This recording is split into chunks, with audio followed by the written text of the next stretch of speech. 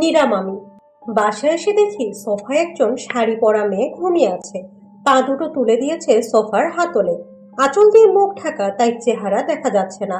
সোফার পাশে জুতাগুলো খুলে রাখা আছে, সাধারণ জুতা না, মিলিটারিদের মতো বুট জুতো। একপাশে একটা বিশাল ব্যাকপ্যাক, সেখান থেকে নানা রকম জিনিসপত্র বের হয়ে আছে, ছড়িয়ে ছিটিয়ে আছে। মুখ দেখা না গেলেও আমার বুঝতে এক মুহূর্ত দেরি হলো না যে মেয়েটা নীরা মামি।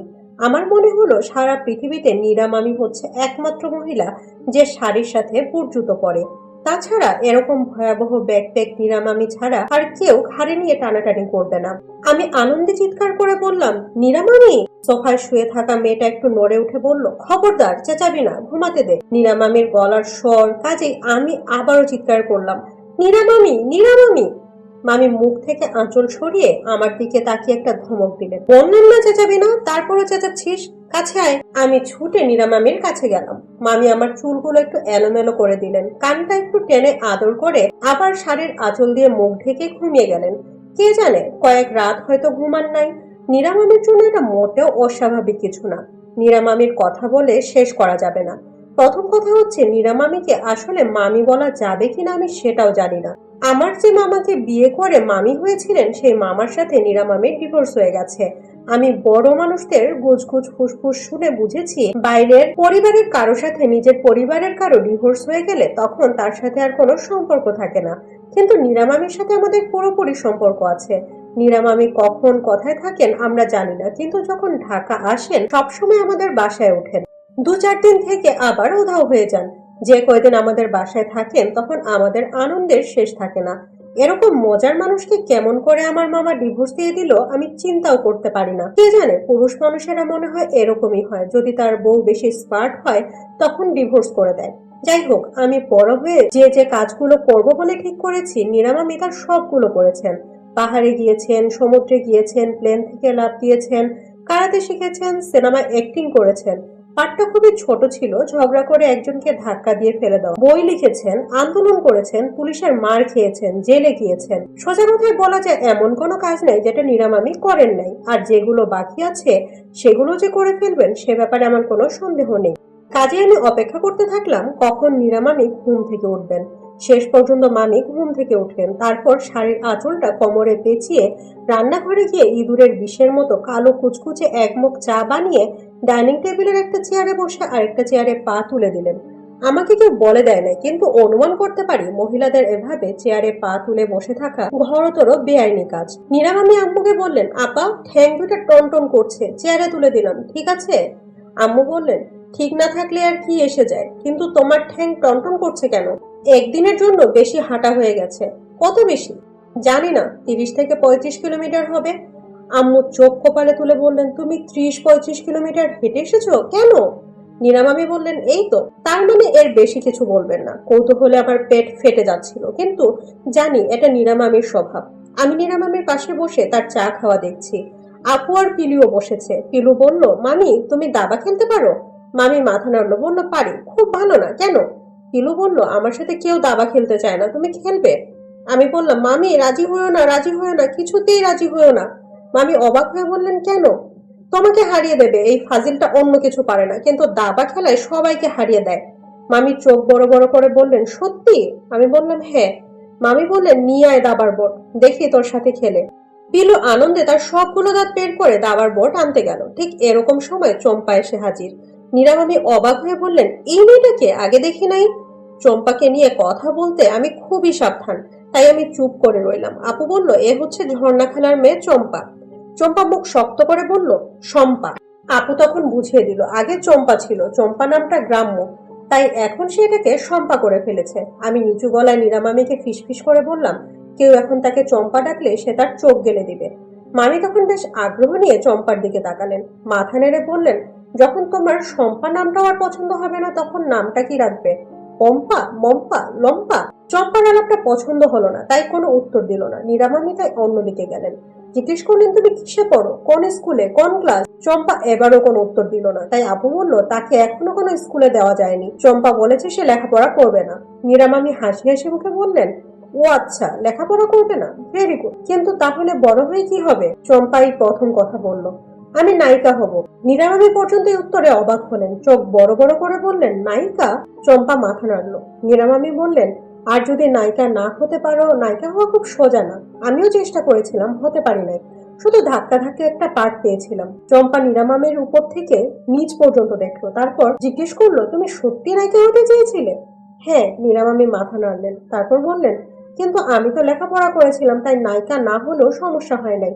অন্য কিছু হয়েছে, কিন্তু তোমার সমস্যা হবে। কি সমস্যা? তুমি তো লেখাপড়া করবে না, তাই নায়িকা হতে না পারলে অন্য কিছু হতে পারবে না। মনে হয় রিক্সা চালাতে হবে। চম্পা চোখ বড় বড় করে বলল, রিক্সা? মেয়েরা কখনো রিক্সা চালায় না? আজকাল চালায়, ভালো ভালো রিক্সা আছে, রিক্সার পেছনে সুন্দর সুন্দর নায়িকার ছবি থাকে। চম্পার চোখ আরো বড় বড় হয়ে গেল। নীরামামি বলতে থাকলো, ছেলেরা রিক্সা চালালে সবাই তাকে মামা ডাকে, মেয়েরা চালালে তাদের খালা ডাকবে, তোমাকেও সবাই খালা ডাকবে। চম্পা না হলে শম্পা না ডেকে আমরা সবাই তোমাকে খালা ডাকতে পারি, প্র্যাকটিস হয়ে যাবে, কি বলো? চম্পা পাথরের মতো মুখ করে চলে গেল।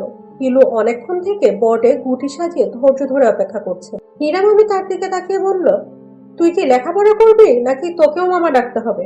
পিলু বলল, না, আমাকে মামা ডাকতে হবে না। তুমি দাবা খেলবে কিনা বলো। কাজে নীরামামি পিলুর সাথে দাবা খেলতে শুরু করলেন। আমি আর আপু নীরামামিকে বুদ্ধি দিতে লাগলাম, কিন্তু লাভ হলো না। দেখতে দেখতে নীরামামি পরপর 2 দান হেরে গেলেন। নীরামামি পিলুর ঘাড় ধরে কয়েকটা ঝাঁকুনি দিয়ে বললেন, তুই যদি এভাবে খেলতে থাকিস তাহলে কোনো চিন্তা নেই, তোকে কেউ মামা ডাকবে না। নীরামামির কথা শুনে খুশিতে পিলু তার সবগুলো দাঁত বের করে এমন একটা হাসি দিল যে সেটা দেখে আমরাও হেসে ফেললাম। রাতে যখন নীরামামির আশেপাশে কেউ নেই, তখন আমি ফিসফিস করে তাকে বললাম, মামি, তোমাকে একটা জিনিস জিজ্ঞেস করি। মামি চোখ তুলে জিজ্ঞেস করলেন, কি জিনিস? মামার বউকে মামি বলে, কিন্তু তুমি তো আর মামার বউ না, তোমাকে কি মামি ডাকতে হবে? মামি অবাক হয়ে বললেন, তাহলে কি ডাকবি? আমি বললাম, মানে তোমাকে তো মোটেই মামির মতো লাগে না, সেজন্য বলছিলাম। সেজন্য কি বলছিলি? তোমাকে কি আপু ডাকতে পারি? নীরা মামি থেকে নীরা আপু অনেক ভালো শোনায়। শুনে মামির সে কি হাসি, হাসতে হাসতে প্রায় গড়িয়ে পড়তে লাগলেন। আমি কথাটা বলেছিলাম গোপনে, যখন আশেপাশে কেউ নেই, কিন্তু মামির এত জোরে গলা ফাটিয়ে হাসতে লাগলেন যে সবাই দৌড়ে এলো দেখার জন্য কি এমন হাসির ব্যাপার হয়েছে। পিলু জিজ্ঞেস করলো, কি হয়েছে মামি, তুমি হাসছো কেন? নীরা মামি কোনো মতে হাসি থামিয়ে বলল, টুলু আমাকে আর মামি ডাকবে না, এখন থেকে আপু ডাকবে। আমি আপত্তি করে বললাম, আমি সেভাবে বলি নাই। আপু কিন্তু সাথে সাথে বলল, টুলু ঠিকই বলেছে, তোমাকে মোটেও মামির মতো মনে হয় না, তোমাকে দেখতে আপুর মতো লাগে। পিলুও মাথা নাড়ল, ঠিক বলেছ, ঠিক, মামি শুনলেই ভয় লাগে। মামি হাসি থামিয়ে বলল, তোদের যা খুশি ডাক, মামি, খালা, চাচি, আপু, ভাবি, নানি, দাদি, ফুপু, যা ইচ্ছা তাই, শুধু স্যার আর ম্যাডাম ডাকিস না, তাহলেই হবে। পিলু জিজ্ঞেস করলো, কেন মামি, স্যার ম্যাডাম ডাকলে কি হয়? মামি বললেন, তাহলে মনে হবে এক্ষুনি বুঝি কেউ সেলুট দিবে। সেলুট দিলে কি হয়? মামি বলল, জানি না, আমার জানটা ধরাস করে ওঠে। সে রাতেই নীরা মামি একটা অসাধ্য সাধন করে ফেললেন। কিভাবে করলেন সেটা আমরা বুঝতে পারলাম না। খাওয়া দাওয়া শেষ করে চা খেয়ে মামি চম্পাকে ডেকে নিয়ে তার ঘরের দরজা বন্ধ করলেন। আমরা দরজায় কান পেতে শোনার চেষ্টা করলাম ভেতরে কি নিয়ে আলোচনা হচ্ছে, কিন্তু ফিসফিস কথা, 2-4টা শব্দ, মাঝে মাঝে একটু হাসির আওয়াজ ছাড়া আর কিছুই শুনতে পেলাম না। প্রায় 1 ঘন্টা পরে চম্পা মামির ঘর থেকে বের হলো। তার চোখ মুখ কেমন জানি চকচক করছে। আমি ভয়ের চোটে চম্পার সাথে কথা বলি না, তাই কিছু জিজ্ঞেস করার সাহস হলো না। আপু জিজ্ঞেস করলো, মামির সাথে কি নিয়ে কথা বলেছো শম্পা? চম্পা বলল, এখন থেকে আমার নাম চম্পা, শম্পা না। আমি ভয়ে ভয়ে বললাম, কিন্তু তুমি না বলেছিলে চম্পা নামটা গ্যারাম্মা? চম্পা গম্ভীর হয়ে বলল, নাম কোনোদিন গ্যারাম্মা হয় না, চম্পা একটা ফুলের নাম, শম্পা কিছুই না। শুনে আমরা চমৎকৃত হলাম। আপু জিজ্ঞেস করলো, আর কি নিয়ে কথা বলেছো? বড় হয়ে কি হব সেটা নিয়ে। কি হবে? নায়িকা।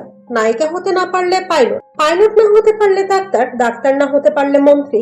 আমি ভয়ে ভয়ে জিজ্ঞেস করলাম, কিসের মন্ত্রী? এইটা বড় হয়ে ঠিক করব।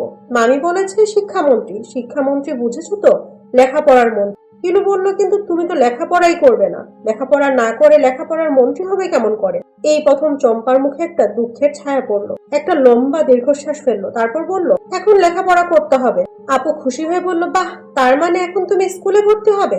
চম্পা মাথা নাড়ল, বলল, কালকে মামি আমাকে স্কুলের ব্যাগ কিনে দিবে, স্কুলের ব্যাগ আর খাতা পেন্সিল, সাথে বই। আমি বললাম, ভেরি গুড।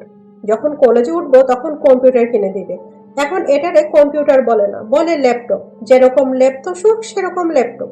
মামি চম্পাকে ল্যাপটপ কিনে দিবে শুনে পিলুর চোখ হিংসায় ছোট ছোট হয়ে গেল। আমরা মাথা নাড়লাম। চম্পা বলল, যখন আমি বড় হব তখন আমি কি করব জানো? পিলু জিজ্ঞেস করলো, কি করবে? মাকে একটা গাড়ি কিনে দিব, লাল রঙের টয়োটা গাড়ি। মা তো গাড়ি চালাতে পারে না, সেজন্য আমার গাড়ি চালানো শিখতে হবে। পিলু বলল, আমিও গাড়ি চালানো শিখবো।